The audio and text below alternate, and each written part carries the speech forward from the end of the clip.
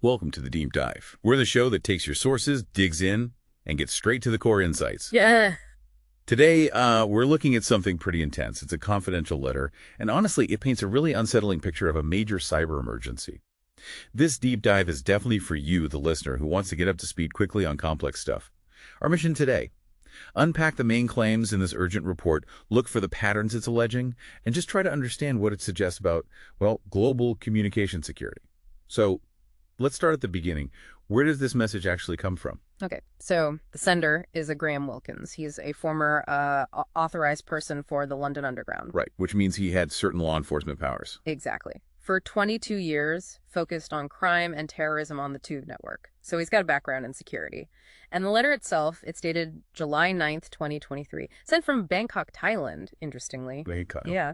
And it gets straight to the point. It declares and I'm quoting here, developing international security and NATO emergency in the UK and USA. Wow. Okay, no messing around. That's a huge claim right off the bat. Definitely sets the tone. And Wilkins says this isn't new for him. He mentions an investigation starting much earlier. Yeah, he claims he started looking into a conspiracy against the UK national interest way back around 2009. 2009. That's what he says. Involving rogue actors inside the UK government. And now he believes it's gone international. And he suspects it could be, what, criminal? Terrorist? Or even hostile intelligence? He puts all those on the table, yes. Criminal, terrorist, or hostile intelligence led. But then it seems to get, well, quite personal for him from 2017. Oh, okay. How so? He describes experiencing malfeasance and corruption directed at him personally. Things like harassment, but subtle stuff, also gaslighting.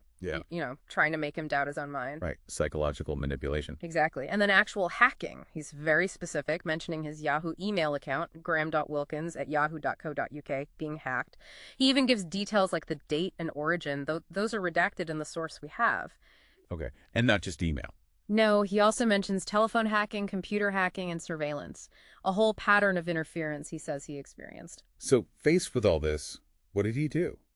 Did he try to report it? Oh, yeah. He details trying to report this to a very long list of agencies, both in the UK and the US. Like who? We're talking top level, the Prime Minister's office, His Majesty the King over in the UK, then across the pond, POTUS, the Vice President, the FBI, the National Crime Agency back in the UK. It's an extensive list. And what happened when he sent these reports? This is where the pattern he alleges really kicks in. He says his emails kept failing. Failing how?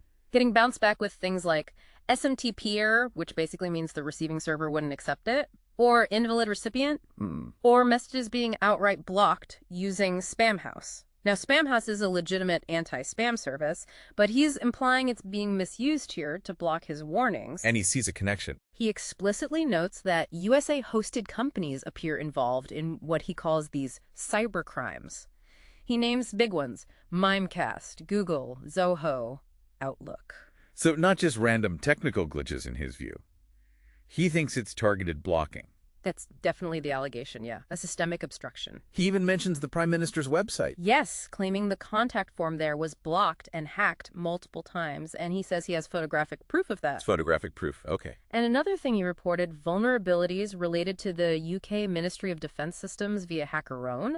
That's a platform for ethical hacking disclosures. Right. But his reports were apparently closed as spam.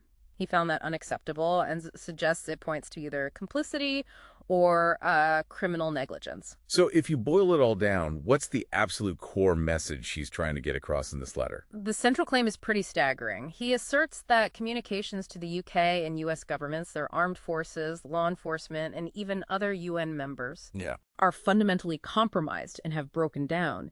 He believes they've fallen under the control of hostile enemy actors. Hostile enemy actors. And he frames this how? As an anti-UK, anti-USA, and anti-NATO conspiracy. It's a really broad, high-level security alert he's trying to sound. Okay. So given this alleged communication breakdown, how does he end the letter? What's his sort of call to action? It's very direct. He basically demands acknowledgement. He says if he doesn't get a reply within 3 days, he's taking it straight to NATO headquarters. Based on the principle, an attack on one is an attack on all. Precisely. And because he believes his main email is compromised, he provides new contact details, secure email addresses. Actually, one with two Denota, one with a Russian provider, BKRU. Interesting choices. And even a physical location, the Borja Hostel in Bangkok, Yeah. it really underscores how cut off he feels. Yeah, that detail really paints a picture. What's really striking when you step back is just the sheer scope of what he's claiming. It goes from alleged internal government issues all the way to, massive cyber attacks crippling international communication. Okay, let's just quickly process this for you, the listener. Mm. We've dived into one person's really alarming account here. It raises a fundamental, kind of chilling question, doesn't it? It really does. What does it actually mean for national security, international security, if the very systems built for sending urgent warnings are themselves allegedly compromised? Yeah, exactly. It throws the reliability of critical digital infrastructure into sharp focus, especially in these high-stakes government and military environments. It makes you think, if claims like these were even partly accurate, how would vital information get through reliably when it matters most, in a real crisis? It suggests maybe a deeper vulnerability in how connected everything is now. Mm-hmm.